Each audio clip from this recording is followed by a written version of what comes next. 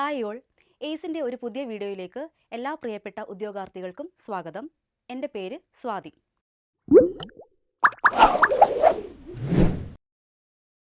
HSC ഫിസിക്സിൻ്റെ exam കഴിഞ്ഞ് എല്ലാവരും HSST physics എക്സാമിൻ്റെ നോട്ടിഫിക്കേഷൻ കാത്തിരിക്കുകയാണെന്നറിയാം.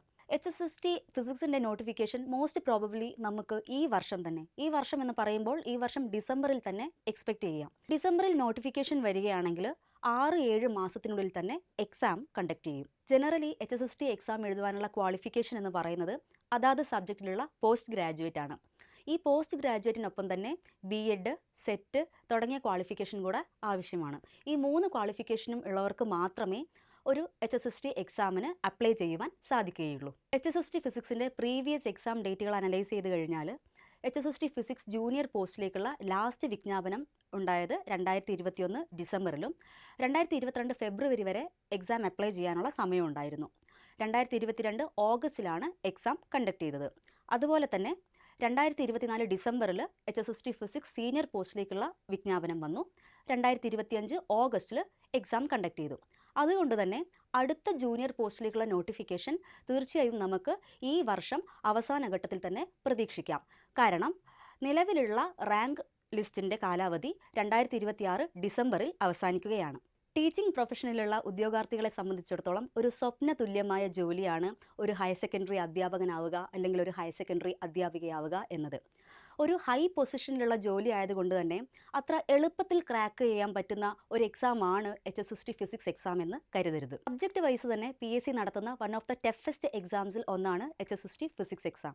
നമുക്കൊരു നെറ്റ് എക്സാമിൻ്റെ ലെവലിലോ അല്ലെങ്കിൽ സെറ്റ് എക്സാമിൻ്റെ ലെവലിലോ ക്വസ്റ്റ്യൻസ് പ്രതീക്ഷിക്കാൻ പറ്റുന്ന ഒരു എക്സാമാണ് HSST എക്സാം. അതുകൊണ്ട് തന്നെ വളരെ പെരിഫറൽ ആയിട്ടുള്ള ഒരു പ്രിപ്പറേഷൻ കൊണ്ട് നമുക്ക് ഈ എക്സാം ക്രാക്ക് ചെയ്യാനോ നല്ലൊരു റാങ്കിൽ ഇടം പിടിക്കുവാനോ സാധിക്കില്ല.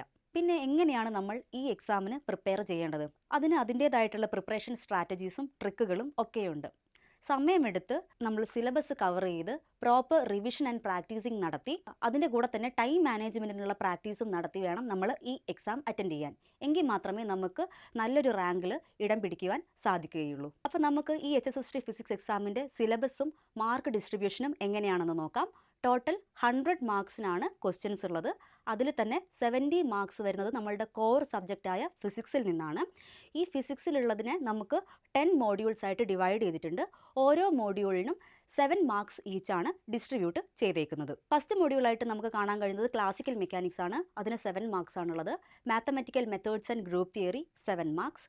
അതുപോലെ തന്നെ electronics, micro processor, quantum mechanics, statistical mechanics, nuclear and particle physics, solid state physics, laser and fibre optics, atomic and molecular spectroscopy. ഈ 10 മോഡ്യൂളിനും 7 മാർക്സ് ഈച്ച് വെച്ച് 10 × 7 70 മാർക്സ് ആണ് നമ്മളുടെ കോർ സബ്ജക്റ്റായ ഫിസിക്സിൽ വരുന്നത്. കോർ സബ്ജക്ട്സിൻ്റെ മോഡ്യൂൾസ് കാണുമ്പോൾ തന്നെ മനസ്സിലാകുന്നത് ഇതൊക്കെ തന്നെ PG ലെവലിലുള്ള പേപ്പേഴ്സിനെ ബേസ് ചെയ്തുകൊണ്ടാണ് ഈ സിലബസ് ഇട്ടേക്കുന്നത്. അതുകൊണ്ട് തന്നെ അത്ര ഈസി ആയിട്ട് ക്രാക്ക് ചെയ്യാൻ പറ്റുന്ന ഒരു എക്സാം അല്ല ഇത് എന്ന വസ്തുത നിങ്ങൾ മനസ്സിലാക്കേണ്ടതുണ്ട്. ചിലർക്ക് ക്ലാസിക്കൽ മെക്കാനിക്സ് ആയിരിക്കും വളരെ എളുപ്പമുള്ളതായിട്ട് തോന്നുന്നത്. മറ്റു ചിലർക്ക് ക്വാണ്ടം മെക്കാനിക്സ് അല്ലെങ്കിൽ സ്റ്റാറ്റിസ്റ്റിക്കൽ മെക്കാനിക്സ് ഇതൊക്കെ കുറച്ച് വിഷമമുള്ള ഒരു ടോപ്പിക്കുകളായിട്ട് തോന്നാറുണ്ട്. ഏത് ടോപ്പിക്കാണ് വിഷമമുള്ളത്, ഏത് ടോപ്പിക്കാണ് ഈസി ആയിട്ടുള്ളത് എന്നുള്ളത് അവരവരെ ഡിപ്പെൻഡ് ചെയ്തിരിക്കും. ഇവിടെ നിങ്ങളെല്ലാവരും PG ക്വാളിഫൈഡ് ആണ്. അതുകൊണ്ട് തന്നെ ചോദ്യങ്ങൾ എപ്പോഴും ഡയറക്റ്റ് ആവണമെന്നില്ല. നിങ്ങൾക്ക് അനലിറ്റിക്കലായിട്ടുള്ള ക്വസ്റ്റ്യൻസും പ്രതീക്ഷിക്കാം. അതുകൊണ്ട് കേവലം ഫാക്ട്സുകൾ മാത്രം പഠിക്കാതെ തിയറിയും കോൺസെപ്റ്റ്സും തമ്മിലുള്ള ബന്ധം മനസ്സിലാക്കി പഠിച്ചെങ്കിൽ മാത്രമേ ഇത്തരം ക്വസ്റ്റ്യനുകൾക്ക് നിങ്ങൾക്ക് ആൻസർ ചെയ്യാൻ കഴിയുകയുള്ളൂ. 70 മാർക്ക് കഴിഞ്ഞാൽ ബാക്കിയുള്ള 30 മാർക്സ് വരുന്നത് research methodology or teaching aptitude 10 marks, salient features of Indian constitution 10 marks, general knowledge, current affairs and renaissance in Kerala 10 marks. ഈ 3 സെക്ഷനുകൾ ചേർന്നാണ് 30 മാർക്സിനുള്ള ജനറൽ പേപ്പേഴ്സ് വരുന്നത്. കോർ സബ്ജക്റ്റ് പഠിക്കുന്നതിനോടൊപ്പം തന്നെ വളരെ പ്രാധാന്യത്തോടു കൂടി പഠിക്കേണ്ട ഒരു സെക്ഷനാണ് ഈ 30 മാർക്സിൻ്റെ ജനറൽ പേപ്പർ. ശരിക്കും പറയുകയാണെങ്കിൽ 30 മാർക്സിൻ്റെ ഈ ജനറൽ പേപ്പറാണ് നമ്മുടെ റാങ്ക് ഡിസൈഡിംഗ് ഫാക്ടർ എന്ന് പറയുന്നത്. Teaching aptitude, research aptitude, Kerala നവോത്ഥാനം, അതുപോലെ തന്നെ കറണ്ട് അഫയേഴ്സ് ഇതൊക്കെ അടങ്ങുന്നതാണ് ഈ ജനറൽ പേപ്പർ എന്ന് പറയുന്നത്. നമ്മൾ സബ്ജക്റ്റ് പഠിക്കുന്നതിനോടൊപ്പം തന്നെ വളരെ പ്രാധാന്യത്തോടു കൂടി പഠിക്കേണ്ട ഒരു സെക്ഷനാണ് ഈ 30 മാർക്സിൻ്റെ സെക്ഷൻ എന്ന് പറയുന്നത്. അപ്പോൾ ഇതിൽ നിന്നൊക്കെ നമുക്ക് മനസ്സിലാകുന്നത് എന്താണെന്ന് വെച്ച് കഴിഞ്ഞാൽ ഒരു കൃത്യമായ ലേണിംഗ് സ്ട്രാറ്റജി ഇല്ലാതെ നമുക്ക് ഈ HSST ഫിസിക്സ് എക്സാമിനെ ഫേസ് ചെയ്യാൻ കഴിയില്ല. അപ്പോൾ നമുക്ക് എന്തൊക്കെ കാര്യങ്ങളാണ് ഈ എക്സാം എഴുതുന്നതിന് തൊട്ട് മുമ്പായി ശ്രദ്ധിക്കേണ്ടത് എന്ന് നോക്കാം. ആദ്യമായി നമ്മൾ ഈ സിലബസിൻ്റെ ഒരു പ്രിൻ്റ് ഔട്ട് എടുത്ത് കയ്യിൽ വെക്കുക എന്നുള്ളതാണ് ആദ്യമായിട്ട് ചെയ്യേണ്ടത്. കയ്യിൽ വെച്ചാൽ മാത്രം പോരാ, അത് കൃത്യമായും വിശദമായും വായിച്ചു നോക്കുകയും വേണം. സിലബസ് കൃത്യമായി വായിച്ചു നോക്കിയാൽ മാത്രമേ ഓരോ മോഡ്യൂളിൻ്റെ അണ്ടറിലും ഏതൊക്കെ പോർഷൻസാണ് വരുന്നത് എന്നുള്ളത് നമുക്ക് മനസ്സിലാവുകയുള്ളൂ. അതിൽ തന്നെ ചിലർക്ക് ചില പെർട്ടിക്കുലർ പോർഷൻസ് വളരെ എളുപ്പമുള്ളതായിരിക്കും, മറ്റു ചിലർക്ക് ചില പെർട്ടിക്കുലർ പോർഷൻസ് വളരെ വിഷമമുള്ളതായിരിക്കും.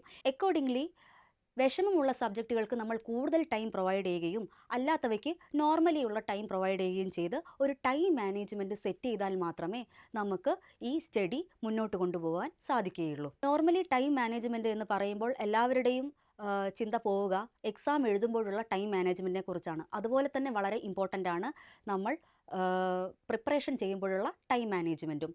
നിങ്ങൾ ഒരു ദിവസം ഒരു പെർട്ടിക്കുലർ ടൈം നിങ്ങളുടെ സ്റ്റഡിക്കായി മാറ്റി വെക്കുന്നുണ്ടെങ്കിൽ അതിലൊരു 75% ടൈം നിങ്ങളുടെ കോർ സബ്ജക്റ്റ് പഠിക്കുവാൻ വേണ്ടിയും 25% ടൈം നിങ്ങളുടെ ജനറൽ പേപ്പറായ ആ 30 മാർക്സിൻ്റെ സെക്ഷൻ പഠിക്കുവാൻ വേണ്ടിയും മാറ്റിവെക്കണം. അടുത്ത പോയിന്റ് എന്താണെന്ന് വെച്ചാൽ സ്റ്റഡി മെറ്റീരിയൽസ് ആണ്. കിട്ടുന്ന അത്രയും സ്റ്റഡി മെറ്റീരിയൽസ് കളക്ട് ചെയ്യുക. നിങ്ങൾക്കറിയാം PG ലെവലിലുള്ള study materials, advanced study materials ഒക്കെയാണ് നമുക്ക് ഈ എക്സാമിന് വേണ്ടി വേണ്ടത്. സ്റ്റഡി മെറ്റീരിയൽസ് കളക്ട് ചെയ്യുന്നതിനോടൊപ്പം തന്നെ സോൾവ് ചെയ്തതോ അല്ലാത്തതോ ആയ പ്രീവിയസ് ഇയർ ക്വസ്റ്റ്യൻ പേപ്പർ, അത് PSCയുടേതാകാം, സെറ്റിൻ്റെതാകാം, നെറ്റിൻ്റെതാകാം, ഇതൊക്കെ നമ്മൾ കളക്ട് ചെയ്യേണ്ടതുണ്ട്. ഇങ്ങനെ കൂടുതൽ previous year question paper collect ചെയ്യുന്നതിലൂടെ പഠനത്തിനിടയിൽ നിങ്ങൾക്ക് തന്നെ ഓരോ വീക്കെൻഡിലും മോക്ക് ടെസ്റ്റ് നടത്തി നിങ്ങളുടെ കോൺഫിഡൻസ് ലെവലിൻ്റെ സ്കിൽ എന്ത് ചെയ്യാം, വർദ്ധിപ്പിക്കാവുന്നതാണ്. പിന്നെ വളരെ ഇമ്പോർട്ടൻ്റ് ആയിട്ടുള്ള അടുത്ത പോയിന്റ് എന്താണെന്ന് വെച്ചാൽ covering the entire syllabus cover ചെയ്യണം. നമ്മൾ ഒരു മൊഡ്യൂൾ ഒഴിവാക്കുക എന്നാൽ 7 മാർക്ക് വെറുതെ കളയുക എന്നാണ് അർത്ഥം. നിങ്ങൾക്കറിയാം സിലബസ് കാണുമ്പോൾ തന്നെ നമുക്ക് മനസ്സിലാവുന്നൊരു കാര്യം, എല്ലാ മൊഡ്യൂളിനും ഈക്വലി 7 മാർക്സ് ഡിസ്ട്രിബ്യൂട്ട് ചെയ്തിട്ടുണ്ട്.